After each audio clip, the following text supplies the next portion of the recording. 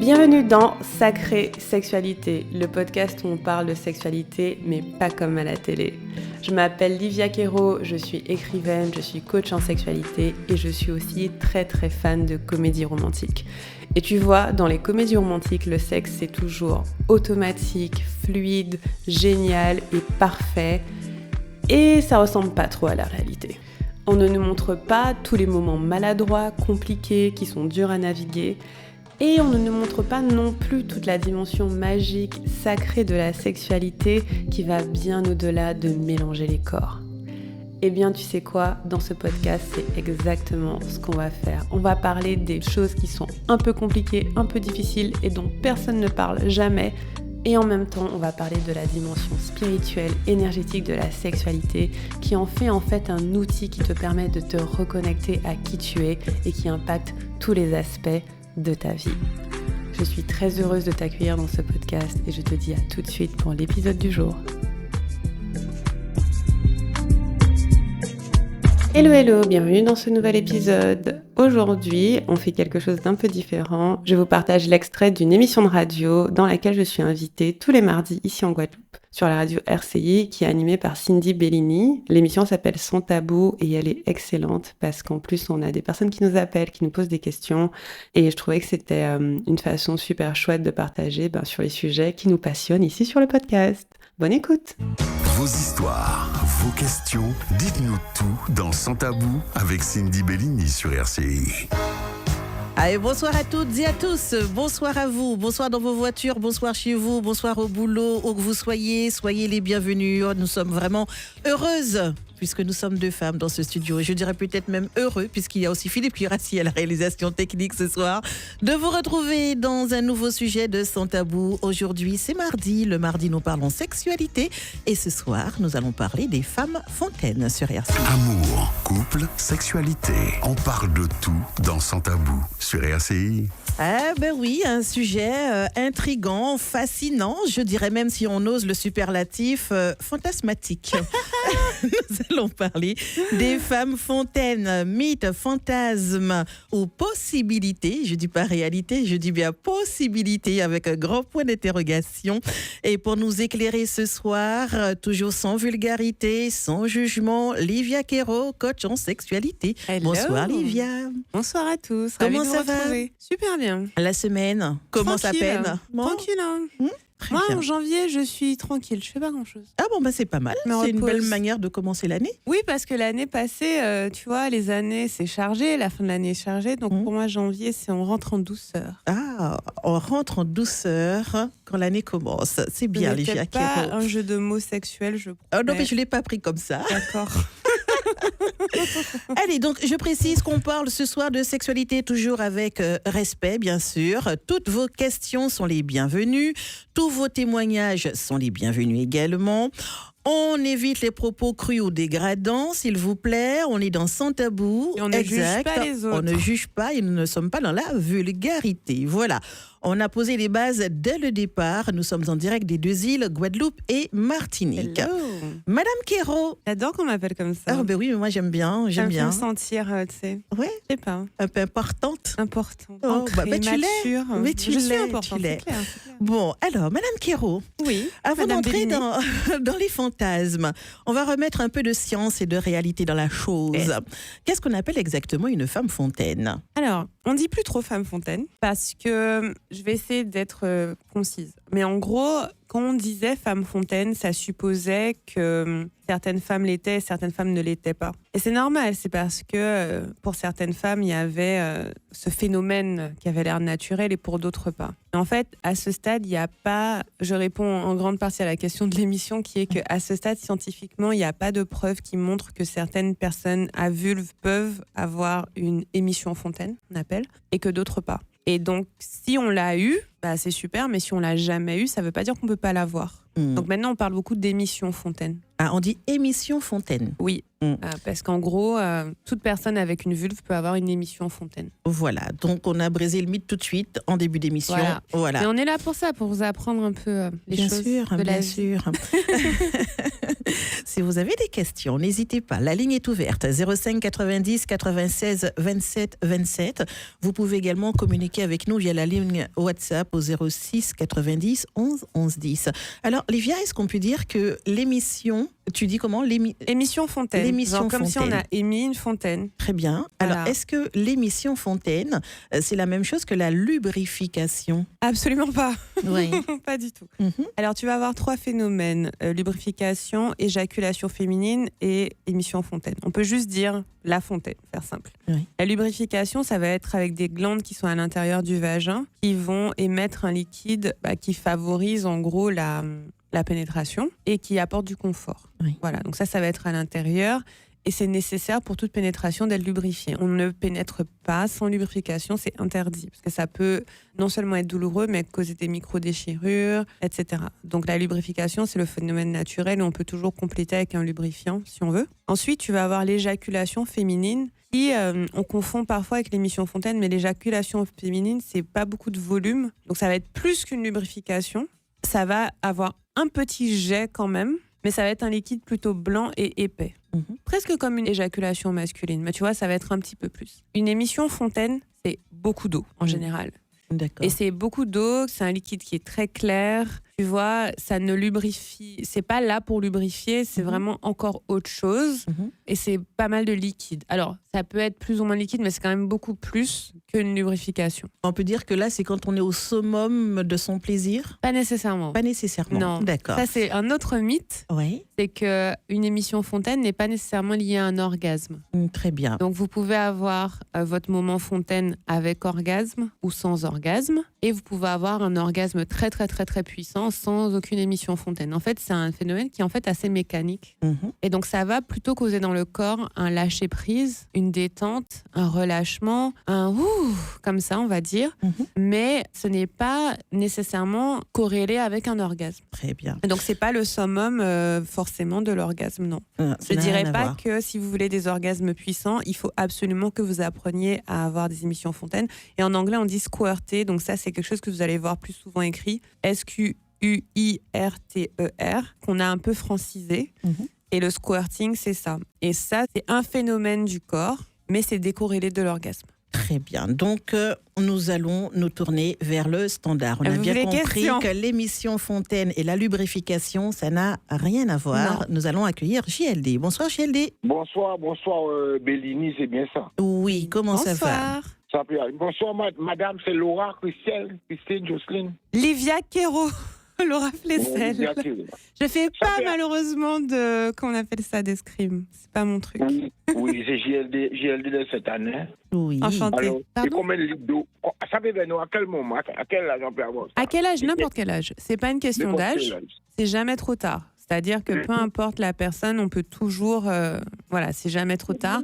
Et la quantité d'eau, ça varie. Mais franchement, ça trempe un matelas, quoi. Ça peut, hein. C'est beaucoup d'eau. Ça peut venir comment?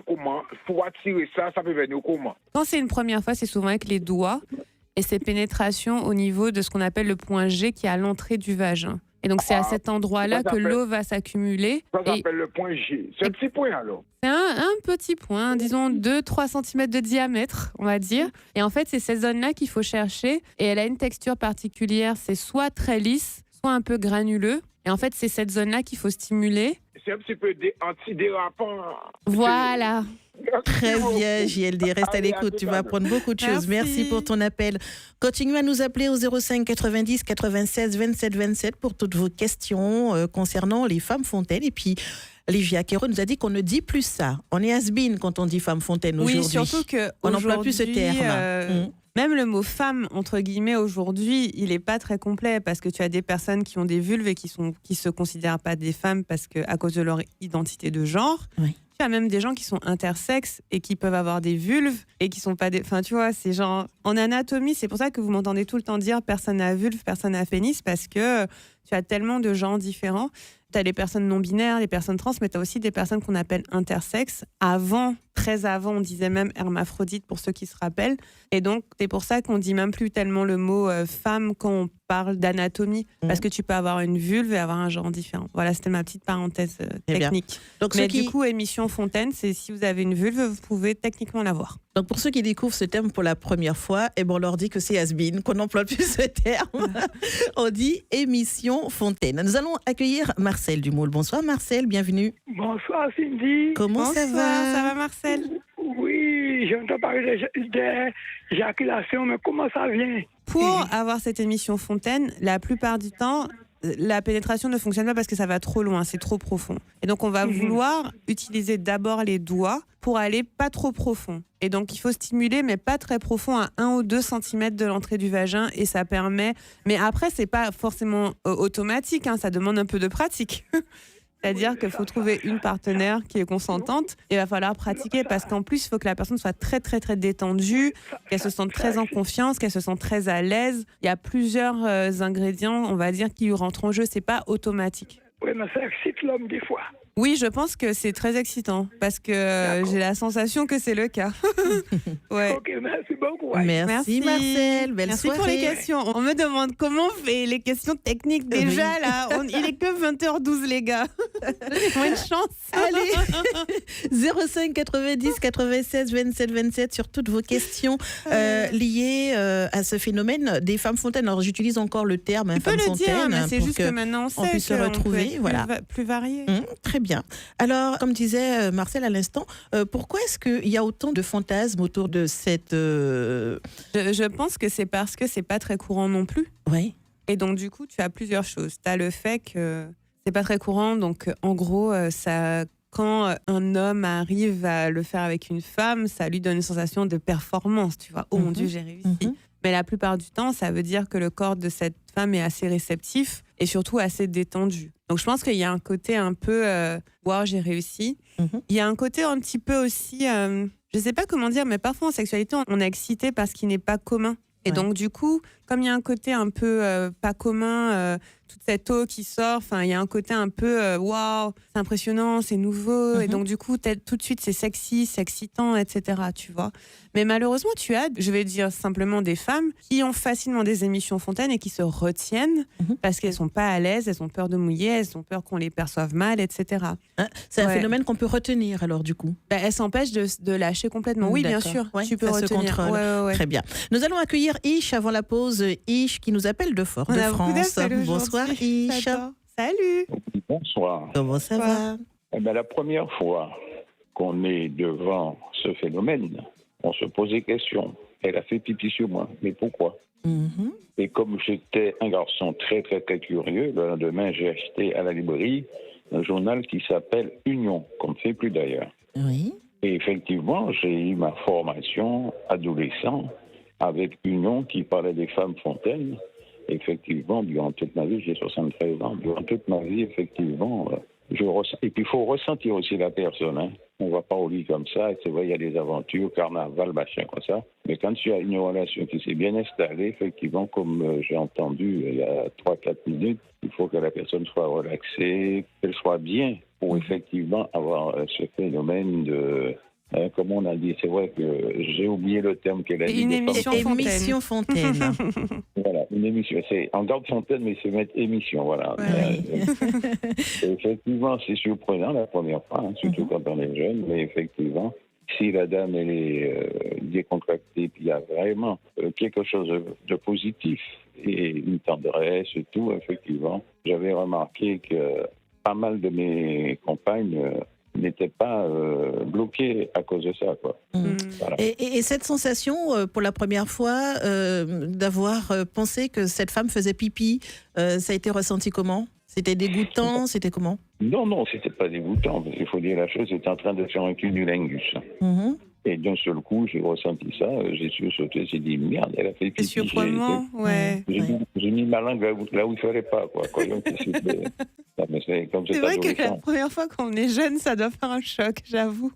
Et là, c'est intéressant puisque tu disais tout à l'heure que c'était avec le doigt qu'il fallait trouver le point G. Mais surtout pour les personnes qui n'en ont jamais eu. Après, quand une personne en a facilement, l'excitation seule peut déclencher, Très bien. Ouais. Oui, c'est vrai.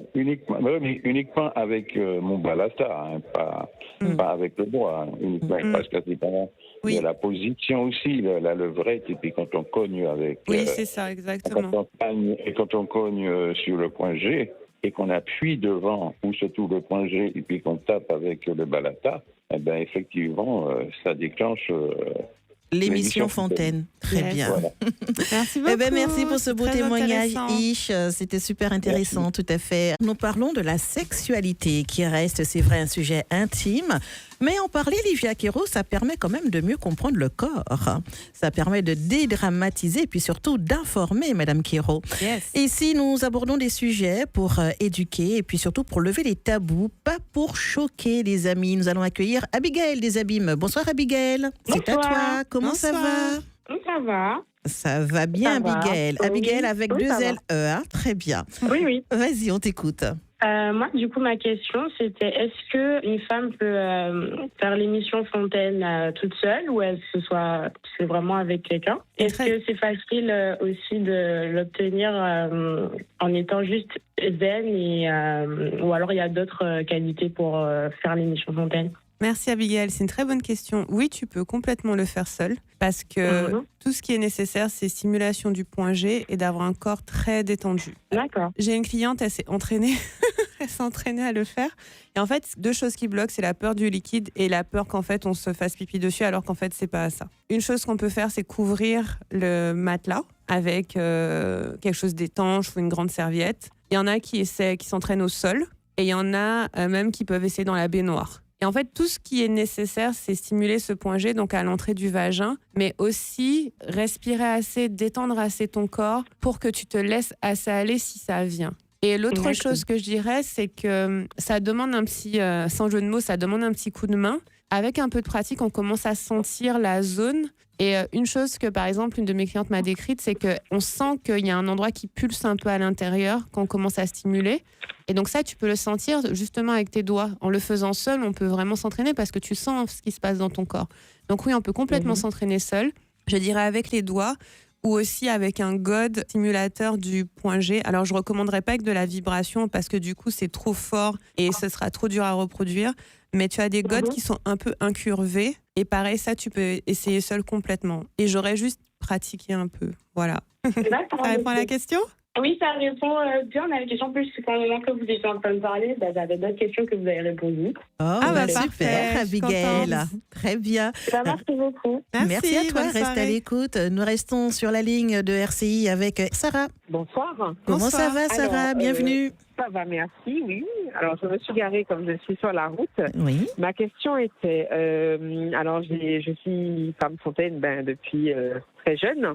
Oui. J'ai pu découvrir seule ou avec un partenaire. Et en fait, maintenant que je suis traitement médicamenteux sous hormonothérapie, je n'ai plus cette sensation, je n'y arrive plus aussi facilement qu'avant. Alors, sachant que j'avais cette possibilité de le faire de manière mécanique, c'est-à-dire sans forcément avoir de plaisir extrême, mais c'était vraiment parce que je savais où se situait cette zone et j'avais à la stimuler, ou alors avec un plaisir, avec un partenaire. Et maintenant que je suis sous hormonothérapie, c'est vrai que je n'arrive plus à avoir ces émissions fontaines comme avant. Est-ce que ça agit aussi au niveau de... Est-ce que la libido et les œstrogènes interviennent aussi dans l'émission fontaine ou pas? Oui, c'est une bonne question. En fait, dans ce que vous avez dit que de façon mécanique, vous pourriez y arriver, mais vous n'avez pas le niveau d'excitation que vous aviez avant qui permettait d'y arriver forcément sans le côté mécanique, c'est ça? Aussi, tout à fait. Oui. En fait, ce qui arrive parfois quand on est sous médicaments ou en hormothérapie, c'est que ça va jouer sur le côté vasculaire, donc sur le diamètre des vaisseaux. Et donc, il va y avoir moins de sang qui circule dans la zone. La zone va être moins oxygénée. On va du coup ressentir moins d'excitation et ça va être un peu plus difficile d'accéder au plaisir. Et dans ce cas-là, ce que je recommanderais, c'est peut-être d'accompagner un peu plus le corps et donc de rajouter plus de respiration, encore plus de détente, encore plus de massage de tout le corps. En fait, des choses que vous n'aviez peut-être pas à faire avant parce que c'était beaucoup plus naturel. Il faudrait peut-être les rajouter pour que cette circulation soit un peu plus amplifiée. Donc, ce que j'aurais fait, c'est ça.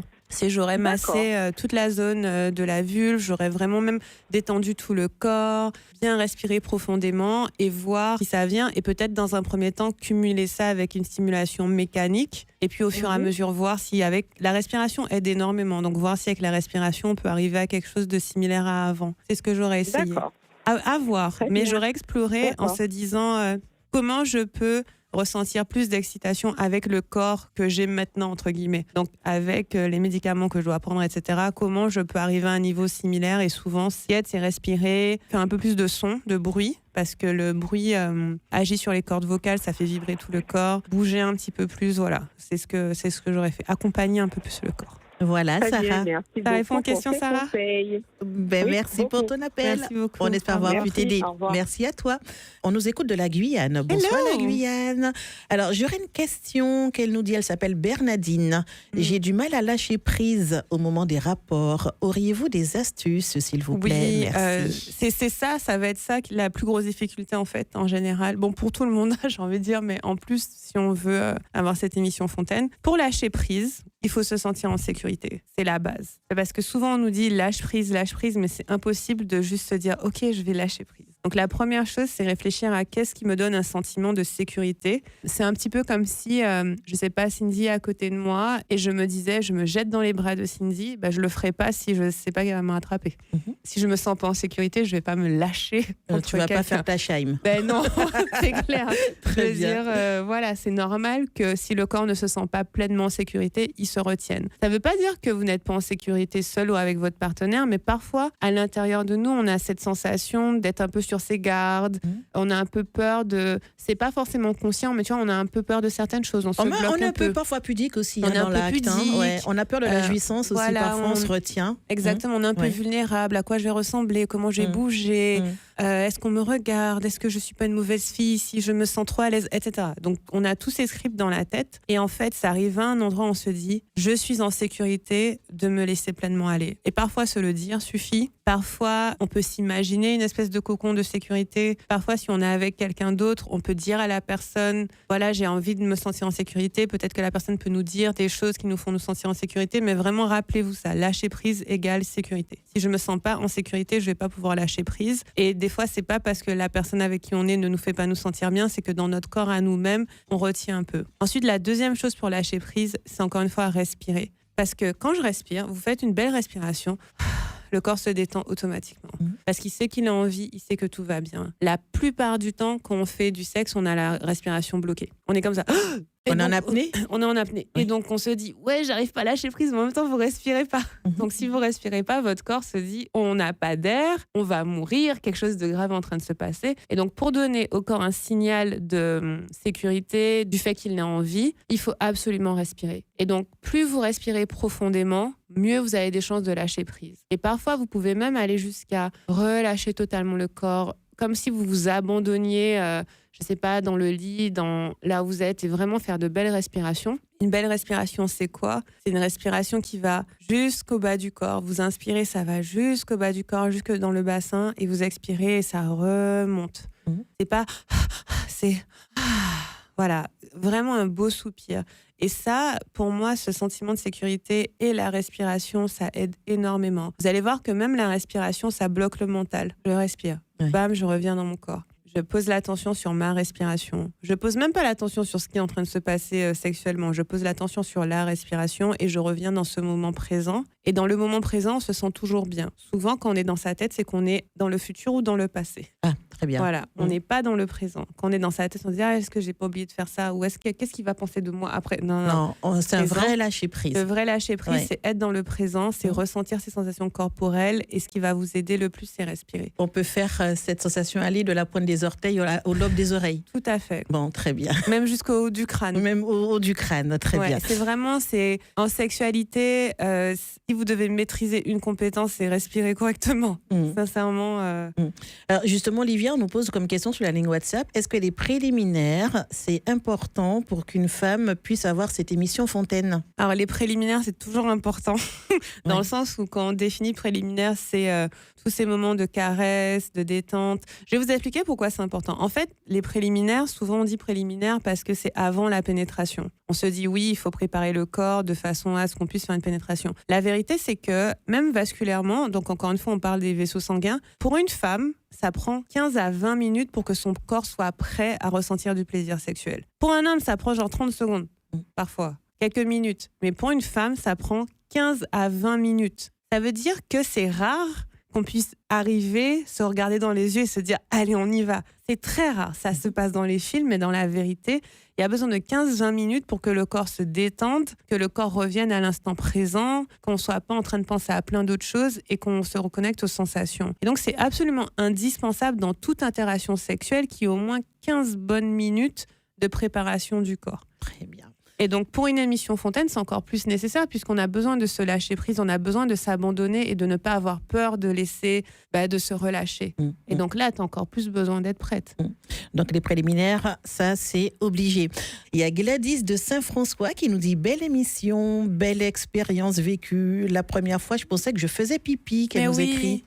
Et d'ailleurs, c'est ce qu'on disait, on peut en parler. En fait, très souvent, on a peur que ce soit de l'urine. Et la vérité, c'est que c'est essentiellement du liquide, c'est de l'eau. Il y a quelque chose comme 1% d'urine dedans. C'est vraiment pas beaucoup.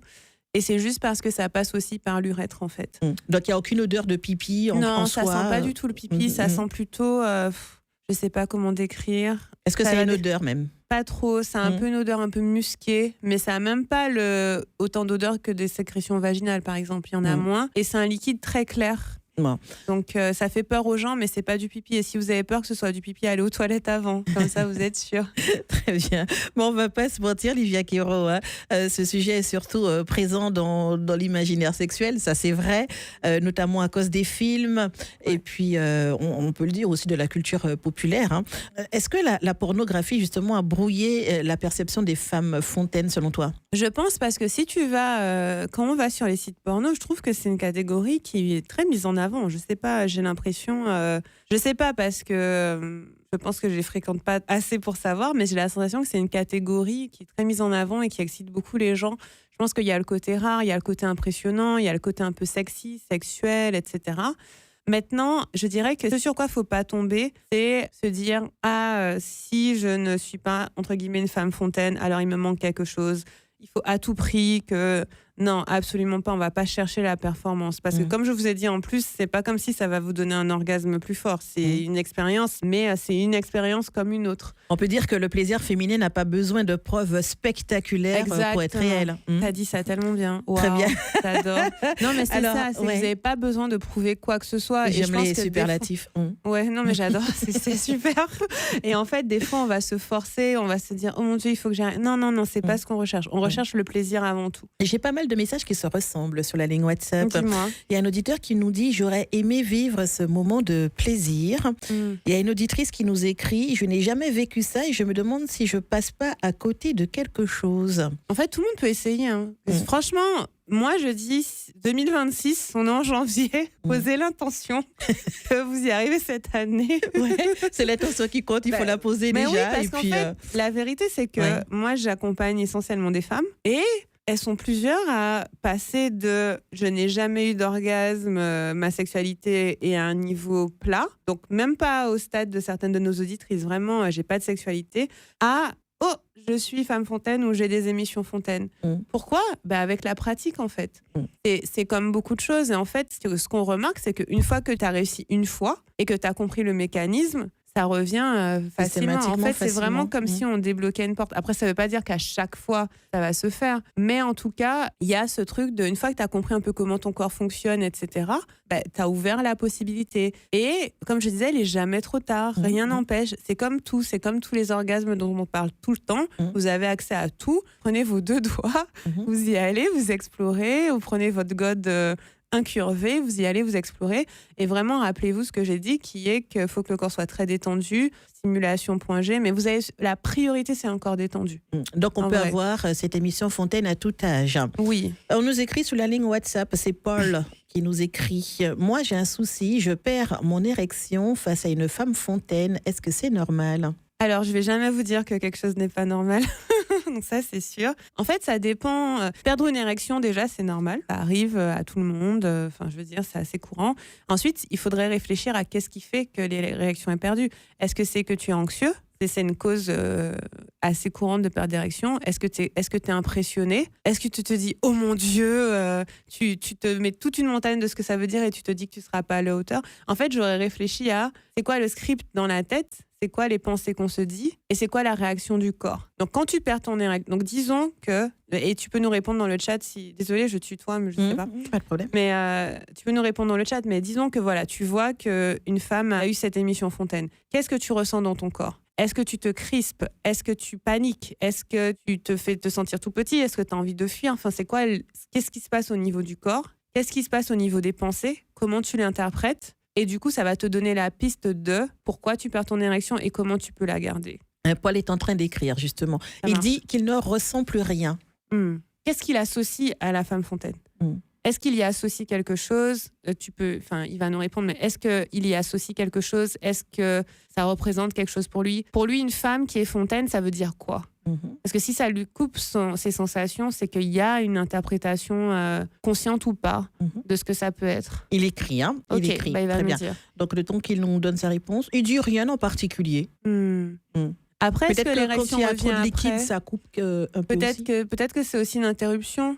Tu vois, parfois, quand aussi on est interrompu dans notre mouvement, ça peut couper l'érection. Donc, la question que je lui poserais, du coup, c'est est-ce qu'il arrive à la retrouver après? Puis il dit qu'après, ça revient. Ouais. L'érection revient après. Je me demande si c'est pas l'interruption alors. Le fait que ça casse son élan. Peut-être que c'est ça. Ah bah, Il me dit si ça lui parle. Mais parfois, quand on est interrompu, c'est comme quand tu dois t'arrêter pour mettre un préservatif.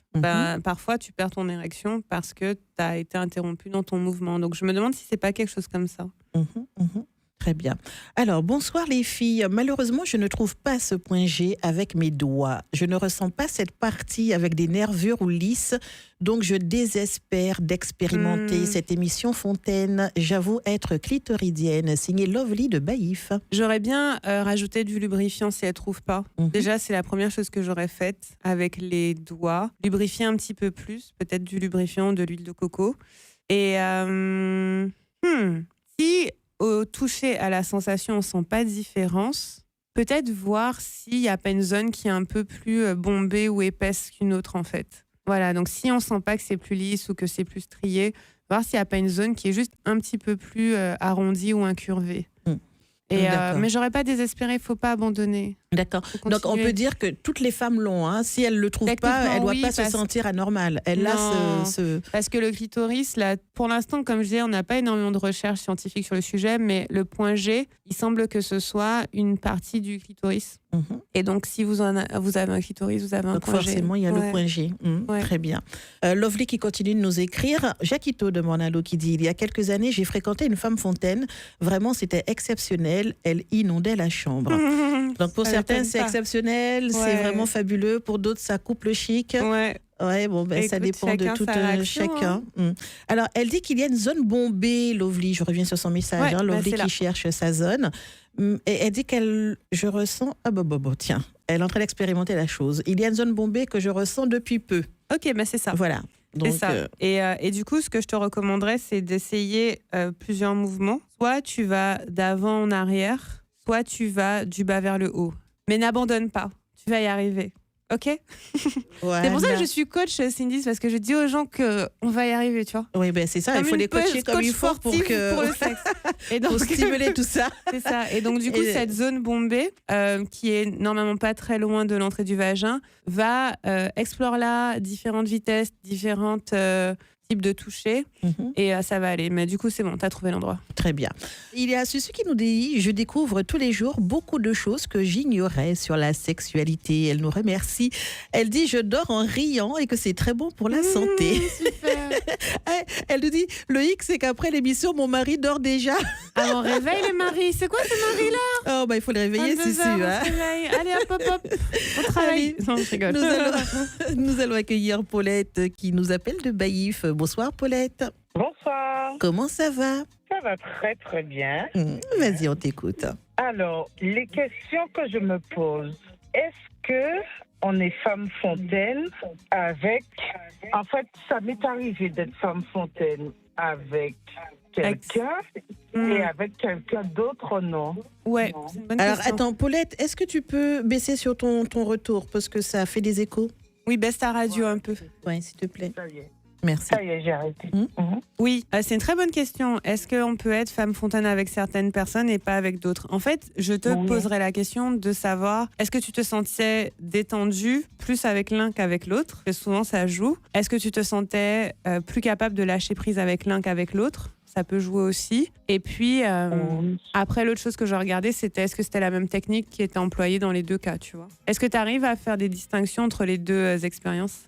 C'est vrai qu'avec la personne que j'ai été femme fontaine, c'est vrai que j'étais vraiment détendue, j'étais vraiment à l'aise. Ouais. Et donc Mais ça ne veut pas dire qu'avec l'autre, que j'étais pas détendue, peut-être un petit peu moins, effectivement. Peut-être un peu moins. Est-ce que ça m'a surpris, en fait. Ça m'a surpris parce que je ne connaissais pas cette sensation. C'est arrivé. C'est top. C'est arrivé. C'est juste arrivé comme ça, ouais, un peu par surprise. Et c'est vrai qu'au début, j'ai pensé que je faisais pipi. C'était assez particulier. Et puis, j'ai une autre question. Moi, je n'arrive pas à me stimuler toute seule. Comment ça? Je n'y arrive pas. C'est-à-dire quoi, j'y arrive pas? Quand vous essayez, ça donne quoi? Ça donne, en fait, je sens que quelque chose vient, mais il n'y a rien. Ah, vous n'y arrivez pas à avoir le moment fontaine? L'orgasme, voilà. Ou l'orgasme en général? Parce que c'est pas exactement pareil. Non, alors, j'arrive à avoir l'orgasme, mais il n'y a rien. Est-ce que c'est plus dur de lâcher prise seul pour vous? Est-ce que vous vous sentez mieux? Je me dirais non. À moi-même, je me dirais non, puisque je suis seule. Je suis bien, je suis... voilà. Je suis bien, mais... Est-ce que la technique est la même, on va dire, qu'avec un partenaire? Est-ce que la façon dont vous stimulez, c'est similaire avec un partenaire? Bon, c'est un peu particulier. C'est un peu particulier. Bon, vous n'êtes pas obligé de partager, hein, c'est juste pour que je visualise, mais vous partagez ce avec quoi vous êtes à l'aise, il n'y a pas de problème. Oui. Bon, ben, c'est un peu particulier. Bon, c'était déjà pour savoir si au niveau de la femme fontaine, effectivement, on pouvait avoir un orgasme avec un partenaire et pas avec un autre. Oui. Et mais seule, j'aurais pas abandonné quand même. J'aurais cherché à répliquer ce qui a marché la première fois, si possible. Essayer avec les doigts et sinon avec un god, parce que en fait, vous prenez un god, vous allez dans les sextoys, c'est écrit normalement god.g, un qui est un peu incurvé, ça permet de plus facilement toucher le point G et d'avoir un peu plus d'amplitude. Enfin, comme je vous dis, il ne faut pas abandonner, il faut quand même essayer parce qu'il peut y avoir, soit c'est une question de technique, soit c'est une question de comment on se sent dans le corps, soit aussi, ce qui se passe aussi souvent quand on arrive plus facilement à atteindre un orgasme ou une émission fontaine avec quelqu'un d'autre, c'est que souvent l'autre contrôle et donc nous, on peut vraiment lâcher prise. Parce que du coup, on sait pas trop ce qui se passe, donc on se laisse aller. Et donc, quand on va le faire soi-même, on va vouloir un peu trop contrôler. Et donc, c'est essayer d'arriver à un espèce d'équilibre où on arrive à se surprendre soi-même, en fait. Où on se dit pas, OK, je fais un peu à gauche, un peu à droite pour y arriver, mais on se dit, je me donne du plaisir et puis si ça vient, ça vient. Si ça vient pas, ça vient pas, mais on n'essaie pas de forcer. Ouais, je pense que c'est ça qui change des fois quand on est seul ou à deux. Voilà, et puis des fois aussi le fait, j'allais rajouter juste pour finir, bien sûr. Le fait aussi qu'on attend, on est là à attendre la chose, donc tout ça, je pense que ça met un peu de stress aussi. Exactement. De se dire que ça ne vient pas. Voilà, mais ça ne vient pas ou ça va venir. Je pense que ça stresse aussi. C'est ça un petit peu le piège en sexualité, c'est que dès qu'on attend ou qu'on essaie d'arriver quelque part, ça bloque. Ça bloque. En fait, il faut vraiment être dans le moment présent, se dire « Ah, c'est agréable ». Parce que vous l'avez dit, la première fois, ça vous a surprise. Et c'est ce qu'on recherche, en fait. C'est d'essayer de vraiment être dans le moment et se dire ce qui arrivera, arrivera. Il y a beaucoup plus de chances que ça se passe comme ça plutôt que « Ok, j'essaie. » Et tout de suite, on est en train de, sans se rendre compte, contracter le corps, bloquer, contrôler. Et puis voilà. Donc être dans l'instant présent, se laisser aller. Si ça arrive, ça arrive. Si ça arrive pas, ça arrive pas. Il y a plus de chances que ça arrive, en fait. Voilà, Paulette. D'accord. Très bien. bien. Merci pour les bonne Merci à soirée. toi. Belle soirée. Nous restons au standard de RCI pour accueillir Dominique de Mornello. Bonsoir Dominique. Bonsoir tout le monde, comment allez-vous? Ça va bien et toi? En forme, merci beaucoup.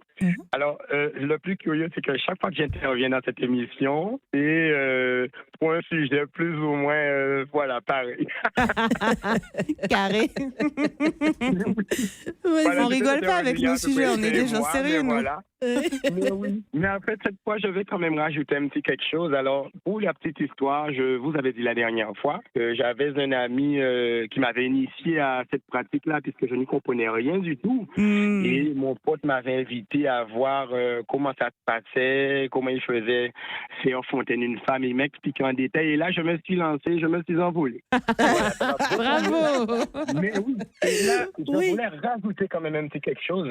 Alors, ce ne sont pas tous les hommes, je pense, qui pourront faire fontaine à leurs femmes, puisque ça mérite vraiment un tuto. En dehors du fait que l'homme doit savoir créer une situation pour que la femme se détende au maximum, mais il doit également l'amener vraiment à rouge, comme on dit. Alors, plus la femme est excitée, plus ça crée, à mon sens, en tout cas, plus ça crée des conditions optimales pour que la jouissance se déclenche. Oui. Alors, du coup, il y a un petit détail aussi que mon pote m'a expliqué et que je trouve qui fait quand même toute la différence. C'est que les femmes qui croient qu'elles vont rester simplement assises et que ça va venir, ça a moins de choses de se produire. Il faudrait que la femme ait les jambes le plus repliées en arrière possible. Et pour les hommes qui font l'opération, on exerce une petite pression sur le pubis. Et donc, ça a le don de mettre plus en évidence la petite zone à sensibiliser lorsqu'on passe les deux doigts en dessous. Pas mal, la petite technique. On en apprend aussi, Livia Quero. Bah oui, moi j'apprends, voilà. bonne petite T'as un technique. très bon pote, Dominique. Hein. Bon, c'est bien. Et sur ces belles paroles, voici la fin de cet épisode. Merci à vous d'avoir écouté. N'hésitez pas à partager autour de vous. Et si vous êtes en Guadeloupe ou en Martinique, vous pouvez écouter tous les mardis à 20h sur RCI. Ou sinon, il y a une version en ligne qui est accessible directement sur leur site. Je vous embrasse et pour plus d'infos avec moi, n'oubliez pas de vous abonner à la newsletter. Bisous!